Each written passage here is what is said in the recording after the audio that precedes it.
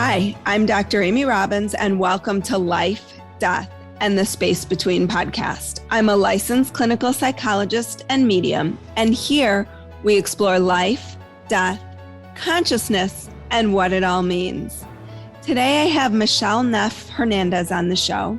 Michele is the author of Different After You and a 2021 CNN hero, a gifted speaker and committed advocate for the widowed and bereaved. Her creation of Camp Widow and Soaring Spirits has brought her international acclaim. Michele regularly speaks to first responders, hospital workers, religious congregations, and diverse community organizations. She lives in Southern California. Welcome, Michele. Such a gift to be here. Thank you so much, Amy. Thank you so much for everybody who has supported the podcast. So there's so many ways you can support the podcast and the work that I'm doing.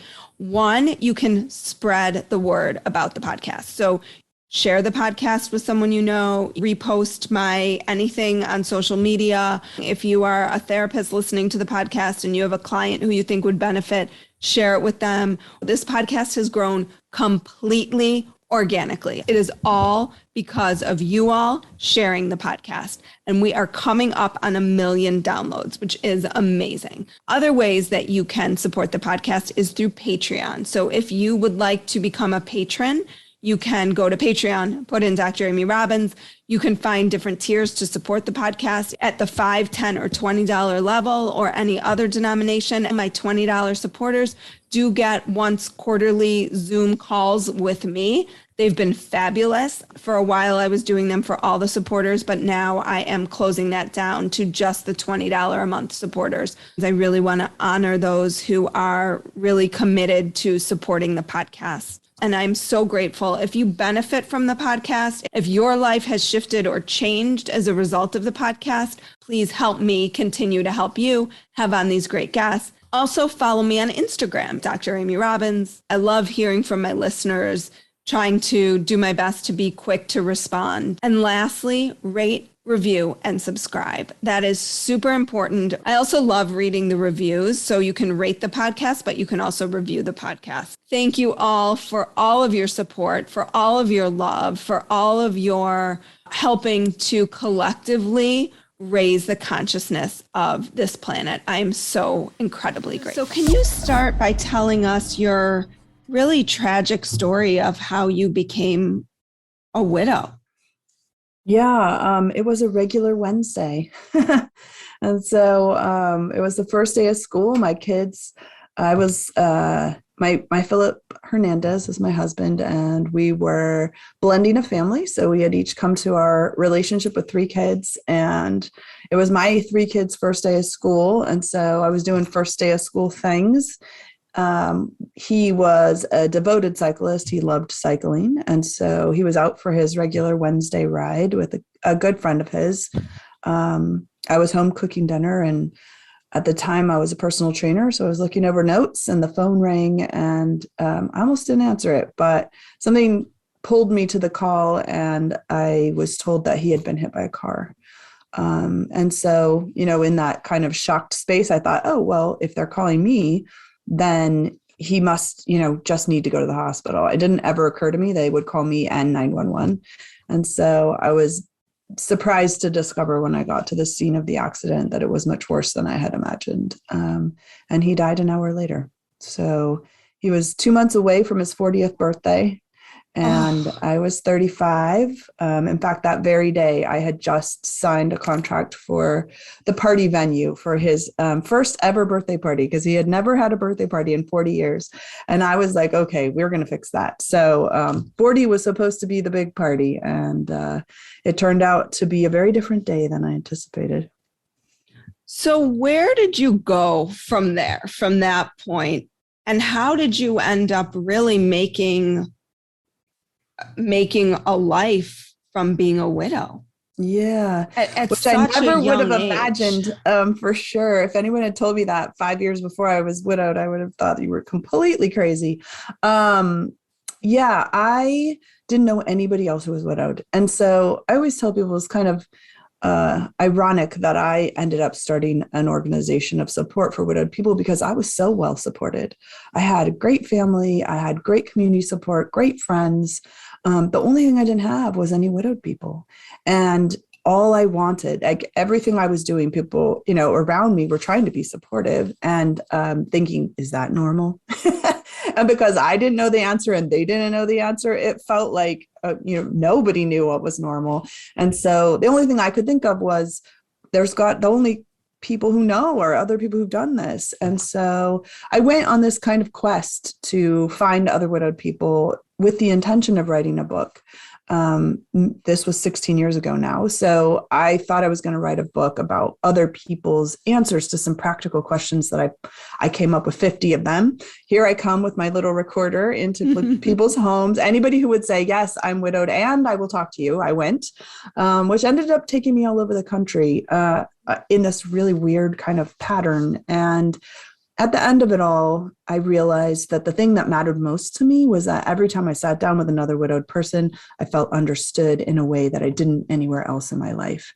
And that understanding also led to a hopefulness that had been absent for me because nobody knew how to recover from this. And so it led to the kind of next step for me was, how do I offer this opportunity to other widowed people? Because really what it occurred to me was just that we need each other.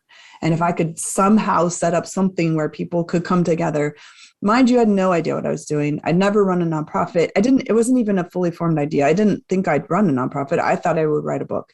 And now you did both. Yeah, which is funny because I had long ago given up on the book. I had decided in my mind that it was always supposed to be the community, and the book idea was just a way to get there.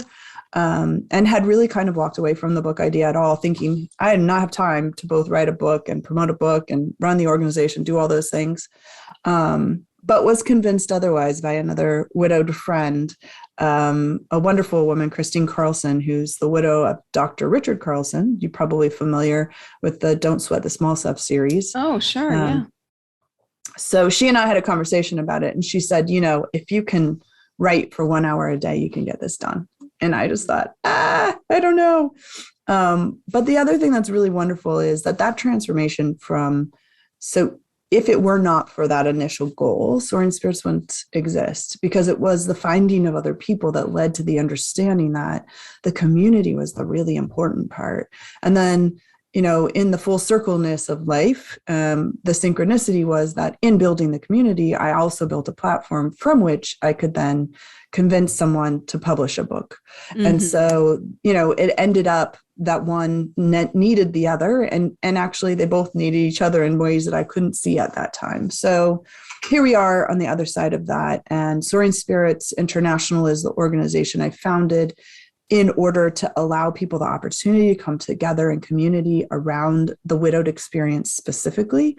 And then from that, I also had the opportunity to meet so many people and to learn so much. And so it, of course, changed the kind of book that I would write. And so Different After You is really the reflection of my experience from the time my husband died through meeting millions of widowed people. So Soaring Spirits has helped over 4 million widowed people in the last 14 years.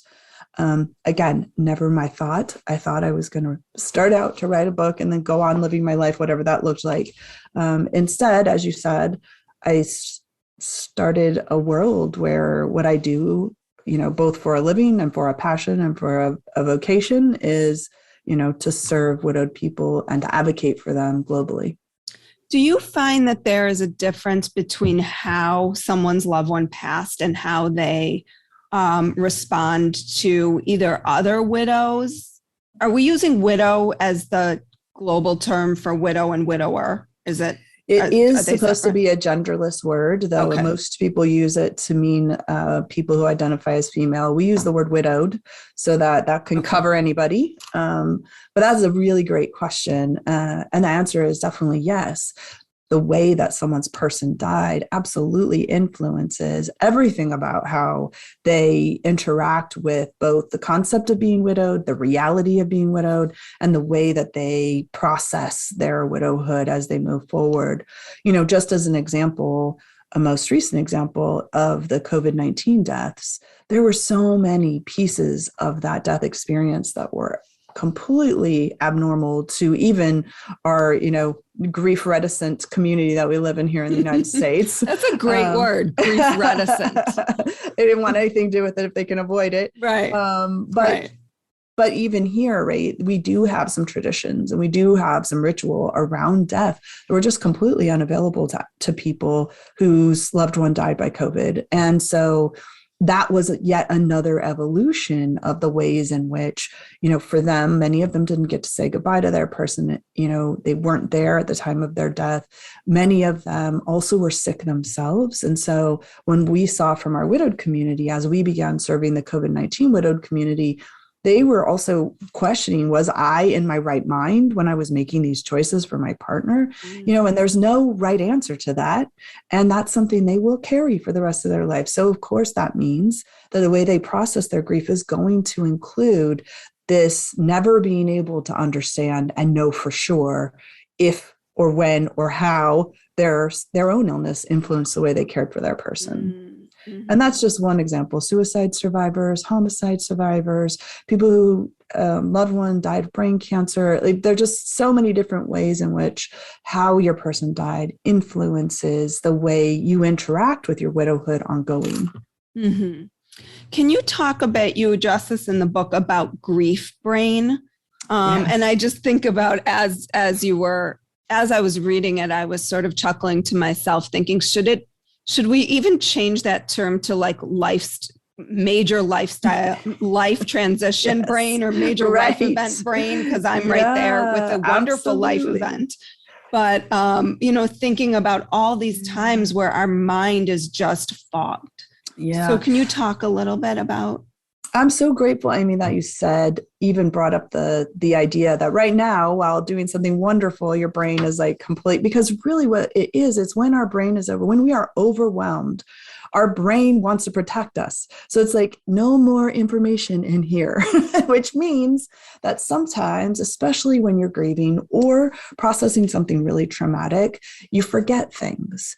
You're suddenly like things that used to come to you easily. Multitasking becomes nearly impossible. You feel like you're not firing on all cylinders. And that often leads to the question, is there something wrong with me? Mm-hmm. And because we don't talk a lot about the ways that our body protects us from overload, and that really is what grief brain, trauma brain, big event pregnancy brain, yeah, right? all we of talk that, about it right? in that way. There is a physiological element to it, of course, but there's also this way of our brain protecting us from emotional overload. And especially in those early days of a grief or trauma, when you still can't believe what happened. And this happens. I also want to just mention, this is a reality for any person who has a loved one die. It isn't just for sudden deaths, because a lot of times we think it is. If somebody is preparing for a long time, of course, they're not going to be shocked. But there is still an element. One of my dear friends said it best. Her husband was dying of ALS. And she said, I knew he was dying every day for 4 years, but I didn't think it was going to be today. Mm-hmm. Or I didn't think it was going to be this minute. I thought I had 5 more minutes. And so I love that element of bringing to our understanding the reality that we kind of make assumptions about how people, of course, a sudden death would be shocking, but sometimes a long expected death is also shocking. And then what our body does is says, okay, we need a break from everything else because this is too big for me to process. And that the huge understanding that this person who has been woven into the fabric of your life is no longer going to be physically present. It's a really big thing to try to understand. And your body's just telling you, okay, I don't have room for anything else. This is too big for me. Well, you said so many important things in what you just addressed. And I think a big one is, one, the process of grief. And I think that when you are outside of it, looking in, and you are not a grieving person, I think or actively grieving person, because I think we're all sort of grieving throughout our lives. Absolutely. But that you are not judging where someone else is, which comes up often. Like, why are they not, they seem to be living their life, or I saw them out at the grocery store or whatever, and they seemed fine. It's like, what you said about the brain can only process maybe small bits at a time, which is why it can take so long. And sometimes there's this new DSM diagnosis that I can't, it's not coming to my mind. Am I allowed to now. say that? That's how I feel about it. Right. That's how I feel about it. That there's like a circumscribed time, and then hurry on. Well, and I think I think that the intention is to talk about what is active grieving, right? That's a great way to look at it. What is active grieving? How long am I actively grieving, and when? And over my lifetime, I will be grieving. But what I like to tell people is the thing about grief is that there are secondary losses that are not a part of the primary experience, that there is no way for us to even begin to understand until they come to us. And so in the book, I talk about holding my late husband's grandchild. It's like, how would I ever have been able to anticipate what that would feel like, 8 years after he's dead? And when people are long past me, they think I'm grieving. Like, oh yeah, I was remarried. So of course I was done grieving in everybody else's mind. Here I am holding his baby, crying, thinking he should be alive for this. This should not be me. This should be him. And so being able to bring, and that's one of the things I think when we allow people to speak about their grief, instead of assuming that there's something wrong with them, we begin to better understand that there are long-term effects to the death of someone we love, which means that then when we face that ourselves, we now have a different understanding and a different expectation for ourselves, because therein lies the trouble for me. And one of the main points of the book is that we don't want to be changed by grief. We want to pretend like it did not happen in a way that has significantly altered us. And we set ourselves up to say, if I can just be normal, like I was yesterday, then I can survive this grief and I can call it successful. Well, the truth is we are changed by every single thing that happens to us in our lives. It's just that when it's a really traumatic, difficult thing, somehow we've set ourselves up for this understanding that we can't be changed. And so I always tell people we're swimming against the tide because we are being changed. And so all we're doing is spending energy trying to get back to a place that's impossible to return to, when if instead we can give each other the grace and the gift of allowing grief to change us and just learning who this new person is with these new understandings. Sure, they may look a lot like the other person, but there are some critical things that are known that weren't known before. And that makes it impossible to go back to an exact replica of where we used to be. Well, and, I wanted to talk more about that, because when you're talking about grief, you're talking about, in some way, the loss of the person, of your person. But the grief is also about the loss of you. Yeah. And I think that we lose that. And actually, like, you can be both surprised by it. Like, if anybody had told me that before my husband died, I was going to wonder who I was after he died, I would not believe them, because we had very distinct lives and person. Of course, and we chose each other and we chose to blend, but I didn't think that my sense of self was tied to my marital status. And what I discovered instead was it wasn't just marital status. It was about, who is Michele in the world where Phil exists? And then I have to ask my question, who is Michele in the world where Phil is not physically present? He is no longer a part of her daily life. What does that look like? And that was so surprising to me. Mm-hmm. And I think we underestimate, as grieving people, specifically for those who are widowed, this is your partner, right? The person that you share all of your different pieces of your life with. But I think it's also true when a parent dies, when a sibling dies, when a friend dies. Like, we have to, every time a critical person in our life is no longer going to be physically present, we have to reimagine who we are. Because that person, that role they played in our life is no longer being played in the same way. And we have to adapt. And that adaptation is an ongoing life experience. It's not a short term, let's grieve for 6 months and then be stamped done kind of experience. Mm-mm. Hi, everybody. I have a new offering that a few of you have taken advantage of so far, and it is a spiritual consultation. So many of you had reached out to me with like questions or wanting to know how to open up more, wanting to know, what you should do in this area of your life or that area of your life, that I thought I would just try to offer a new way to connect with me. So these are spiritual consultations. They can be 30 minutes, an hour and a half. And in that time, we talk about kind of what questions you have, whether it's about opening up more spiritually, whether it's about something in your life. And we really kind of come to an understanding and a conclusion about what the next steps you need to take to achieve that are. Again, this is new to me. I've done a few of them. They are phenomenal. I am so enjoying them. It is not a therapy session. Be clear, it is not a therapy session. It is not a medium reading. It is somewhere in between. So it is using, we incorporate meditation and intuition and manifestation and intention and all of this in like a very brief period of time, but it has been extremely powerful.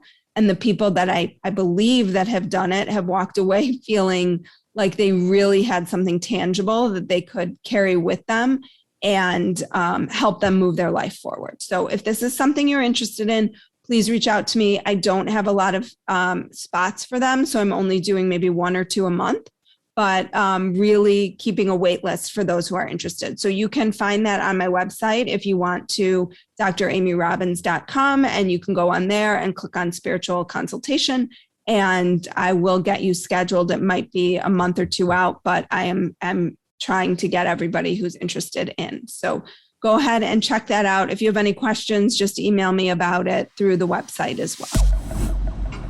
How can those of us who are not widowed be supports to those who are? Like, what is the best way to be? Is there a best way? I don't even know. Yeah, I think that the thing is being willing to get to know the new person. Because here's what I hear a lot of times from widowed people. My family and friends just want me to go back to how I used to be. They want to know when I'm going to be that person again. That was actually the critical question that came to me. That was the cause of the workshop, which became this book. Because a widowed person said to me with like tears just flowing down her face, when can I tell my family I'm going to be myself again? And I remember thinking, just as I'm about to say the words, like, I'm so sorry to have to tell you this, but it's never, that's the answer. You are never going to be that version of yourself. But if your friends and family are willing to get to know this new person, I am going to bet that they are going to be equally enamored with you, and potentially even more so because of what you lived, because of what you now know, because of the perspective you're bringing. Doesn't mean that you're always going to be sad and not able to be the funny person you used to be. No, but you need time to come back to that or to rediscover what that looks like for your new person. You probably have a different flavor to your jokes. You have a different side that includes lightheartedness that has a bittersweetness to it. Mm-hmm. And I think that that's the trouble, is that when the people around a widowed person are like, okay, I'm hoping that pretty soon fill in the blank person is going to be more familiar to me.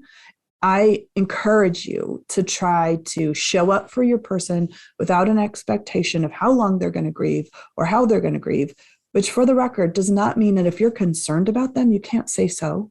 You can gently say, I'm worried about you. Like, I don't want to set up a world where you feel like you can't say something to a widowed person in your life that you love and know well, and you think to yourself. So I say know well, because that's a caveat that I think is important. Sometimes when you're a widowed person, the person at the grocery store who only met you once feels really happy to come up to you and say, sweetie, nobody's going to like you if you can't get that sad look off your face. And so you see that's addressed in the book as well under the fishbowl kind of topic, which is how do I take in all of this feedback that people are giving me? But if you are a person who is intrinsic to someone's life and you're concerned about them as a person who loves them, I feel it's your responsibility to say so. That said, it's also an opportunity to get to know who this person is becoming, knowing that it's going to take some time to become. Can you dig in a little bit more to this fishbowl concept? Because I would imagine that when you lose someone, and anyway, but certainly like these tragic, younger, I call them like out of order events, right? Yeah. Like if you lose a partner when you're 90, Yeah. that looks different to the outside world than if you're 35.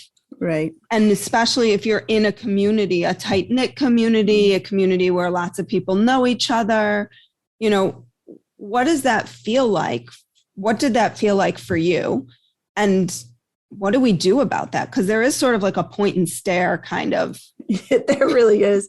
I'm so glad you said that, because I have a sister who looks a lot like me. So much so that if we're not next to each other or in each other's area, you know, then people assume we're the other one. So she was here right after Phil died. She took my car to go get gas. So not only is she in my area, she's in my car, looks enough like me that people could from a distance definitely think it's me. And she came home and she said, "Do people always look at you like that?"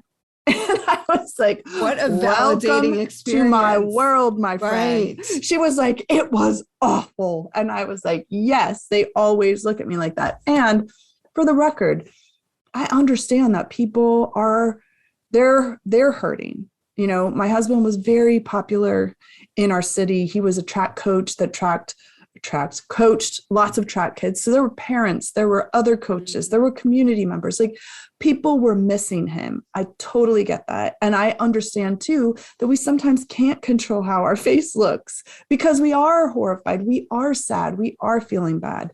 So, but what that creates, what I like to tell people is that creates a bubble where I exist in the space where everyone's just looking at me. And the further away the people back up from me, the more space there is between me and you. And now I'm just in a bubble by myself. And it happens so frequently when people don't know what to say. So they don't know what to say. So they don't say anything. And then not saying anything is a backward step for me. And then another backward step, but they're still got their eyes on me. So I felt very much like a fish in a fishbowl. But then there's the flip side of it, which is, like I said, someone at a grocery store telling me that if I didn't wipe that sad look off my face, I was never going to get any more friends, because this is a person who felt compelled by my tragic story to reach out and tell me how I should live my life, though she knew me not at all, and though I had been widowed for a few months. Mm-hmm. So it is then true that a lot of times you start getting a lot of feedback. You get feedback from people who really love you and are close to you. You get feedback from people who don't know you at all. You get feedback from everybody in between. And what happened for me was that I got to a place where you just sort of open the doors. Like you feel so alone. It's like, okay, everyone come in. Now suddenly it's like a cacophony of like all of this language going on. You're like, okay, too much, everybody out. And now here I am alone. And so it's like, okay, there's got to be a balance between having too much feedback and having no feedback at all. Because in order, there are people who love and care about us. And in a widowed situation specifically, the person you would usually bounce things off of, right? Your sounding board is no longer available. So now what? If I kick everybody out of my life, I have no sounding board, and it's me, myself, and I making all the decisions. And so the fishbowl process is a way of helping you filter feedback based on who the person is that's giving the feedback and what their relationship is with you, so that you don't push away feedback that is valuable, because sometimes we need our friends to say, hey, this coping technique is making me worried for you, and here's why. And maybe it's a coping technique I need and I'm not giving it up, but it is my job to consider it because you are a person who loves me and in every other circumstance is helping me. I need to at least consider what you say. So it helped me to kind of find a way of saying, okay, here's the people who should have your ear. Here's the people who might need your, maybe they may have some good things to say. And here's the people who you should forget all about, like the lady in the grocery store. Why did I even put her in? Because so often it's a flippant remark from someone who doesn't know us, who can totally steer us off course and make us doubt ourselves, make us doubt our decisions, make us doubt who we are, because one person said something horrible that doesn't even know us. And we spend an over amount of time being concerned about that. And then when your sister or your best friend says something to you, you're like, yeah. I don't spend any time thinking about that. And the reverse should be true. I should not spend any time thinking about what someone says that doesn't know me, but I should seriously consider what someone says who does know and love me. What do you think for you was the key in being able to move forward from this and not be defined by what happened to you? Integration. And when I say integration, what I mean is that allowing this experience with Phil and his death, his life, his death, his love, our life we live together, to have a place in my current life. Because I think that we make a mistake, especially in the United States and, these first world country God, we are griefs, so right? bad with We're death. so We are so bad. bad. We're so bad.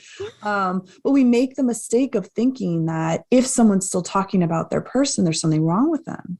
Oh, you're not over it. You're never going to get over it. It's not an over it kind of thing. And that's the difference. When you integrate, it means you take it into yourself and you make it a part of who you are. And so that means that every life I build forward from this point forward includes Phil, because how could it not? He was a pivotal part of my life. My life was wrapped around his for the brief 5 years that we had together. If you consider someone else who's widowed, and we mentioned someone who'd been widowed a long time and their person died, imagine your life being wrapped around someone else's for 70 years. Like, who are you after that person dies? And if someone were to say to you now, don't talk about that, what would you talk about? It was your whole life. And so integration allows, and I like to point out, the book, though it is foundationally based on my widowed experience as the trauma that I experienced, it's written for anyone who's experienced any kind of trauma, because a lot of times we, as the U.S. society wants us not to let traumatic and horrible things have a place at the table. We're supposed to get rid of them.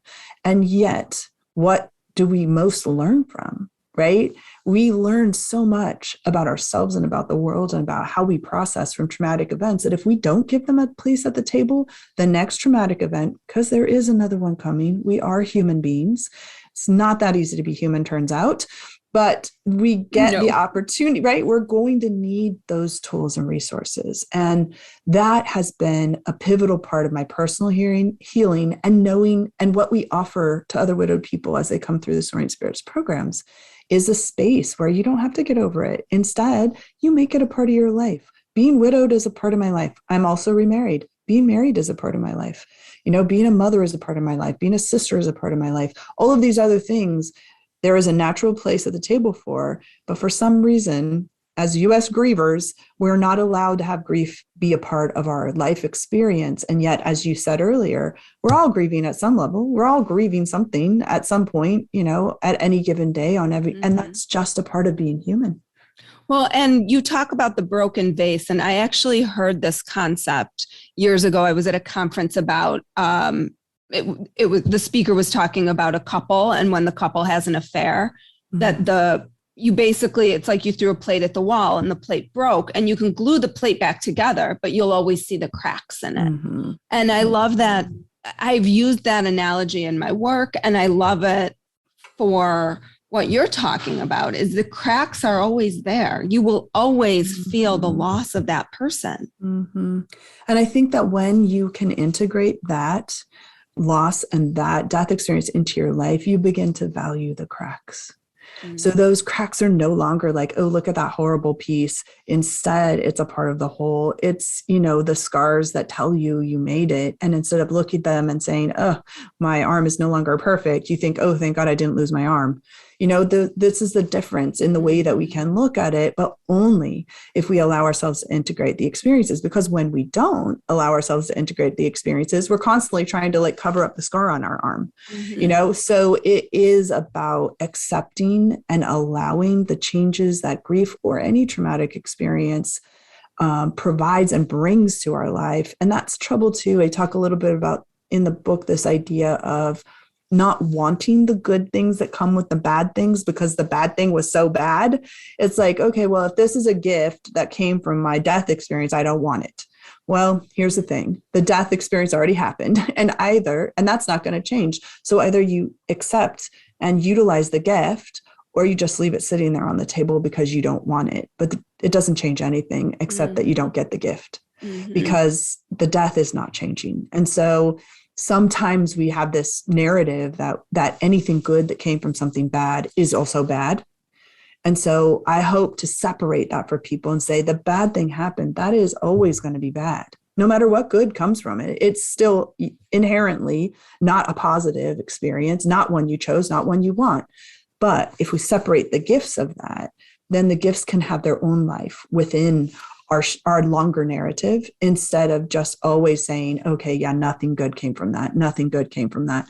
Because I don't believe that's true. I think often there are many good things that come from it. Of course, we want them a different way. Of course, we don't want the bad thing to have happened, but they don't cancel each other out.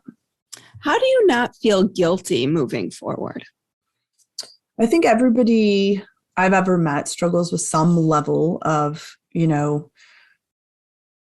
I'll use the word guilt because I think that there is a significant amount of that, but I think there's also underneath guilt can also be regret, just a regret that, the person that died didn't get to meet the person you are today, or that the person that died didn't get to do the things that you're doing. And so sometimes it's not even that I feel bad about it so much as I'm just sad for them that they don't get this and that we didn't get that together. So I think sometimes guilt and regret go hand in hand. And I think at the end of the day, for me, it's a process through which we each need a step, right? And it will look different for everyone. So let's go back to our COVID-19 widowed people. Many of them have expressed this sense of guilt. One, maybe because they survived and their person didn't. Two, because they are not certain about the choices that they made and they feel guilty about the choices they made while making the best choice they could possibly have made in the moment with what they had available to them. And so it is a process that we each have to make our way through. And depending on your level of guilt and depending on your level of regret, you may need help with that, because sometimes we're not our best advocates, right? Like we can tell ourselves all kinds of horrible stories. And then if another outside person asks a different question, you're like, oh, I never thought of it that way, because we get stuck in that track of guilt and regret. But for me, I think knowing that me not having a life, not creating something from what happened wasn't going to change what happened. I tell people when I was then it's like 2 people died. Yeah. And I think for some people that feels good. Like they think to themselves, that's great. I want to be dead too. I don't like this life. And even if I'm not actively suicidal, I don't actively want to participate in life. And I think that can be a normal part of the experience. But that what we each have to come to in our own time is like me making the choice not to live is not bringing him back to life. And that is always going to be true. And so every day that I am unable to choose life for myself, and by that I mean a full and meaningful life, is another day that I've lost of my chance of having a full and meaningful life for myself. And sometimes that's just a part of the deal. Sometimes I need those lost days. It's kind of like a snow day or a rain day. Here in California, if it rains, everybody has to stay home because we can't drive in the rain. But it is an interesting, process for each person. And I think it's so unique depending on how guilty you feel, what kind of regret you have, what you need. But I just continue to point out that me not living didn't bring him back to life. And that just meant that I was the only one being robbed. He's certainly not being robbed. It's just me and the people around me who will benefit from me engaging and being an active part of a life. A couple of times you said non-physical body or in a physical body. Yeah. What do you believe happens when we die? I believe that we have the opportunity to have an ongoing connection with people who have died. And that looks different for everyone based on their belief system and also in part, sometimes their willingness, I count myself in that category from the standpoint of I talk to Phil all the time. My dad recently died. I talk to my dad all the time. Like I feel like we are less if we do not allow the people who have died to continue to be a part of our lives, and that we can access their voices in a bunch of different ways based on our personal beliefs and our comfort level. For me, it has been a continual conversation. I never stop talking to him. Sometimes out loud, sometimes in my head, sometimes I hear his voice, in a moment where I know he would think this was funny or this was a hard thing or, just looking for a continued connection. And I have to say that I think that's one of the ways that we can support ourselves as we grieve, and that my definition of an ongoing connection with our person is super broad. And that could be anything from writing them a letter to continuing to have pictures out, just not trying to cut them off of our lives and act as if they did not exist or that they don't still influence us, because everybody we love influences us, whether or they're alive or dead. And being able to allow that and find ways that work for you, that are comfortable for you to continue that connection with your loved one, is one of the best ways I know to integrate the loss into your life. They're not physically present, which means they're not coming in the door. They're not going to come to the graduation. They're not here to wish you a happy Mother's Day or for you to wish them a happy Mother's Day. But you do have the opportunity to continue to maintain a connection with them. And in doing so, not have lost them entirely. Wow, this was a great interview. If people are interested in learning more about you and your work, can you tell us exactly where we can find you? Yeah, I would love to share for anybody who is a widowed person and looking for support. You can find Soaring Spirits International at soaringspirits.org. All things program related and how we build communities for widowed people and research-based programs to support people as they build a new life can be found there. And then if you want to interact about the book or talk to me about a different type of experience, another kind of traumatic experience that you feel the book can be a support to you, you can find my website, michelleneffhernandez.com. And my mom liked the French spelling of Michelle, so it only has one L. Well, thank you, Michele, so much for your time today. The book is Different After You. It is a wonderful guide. It's an easy read. It's a quick read. So I highly recommend it. So thank you so much, Michele. It's a joy. Thank you so much, Amy. Thanks so much. Like what you heard today and want to hear more? Wondering what comes next and what it all means? Head over to Apple Podcast, Spotify, Stitcher, Google Play, or anywhere you get your podcasts and hit subscribe. Also, if you could take a minute to rate and review my podcast, I would really appreciate it. Stay tuned as we continue to explore life, death, and the space between.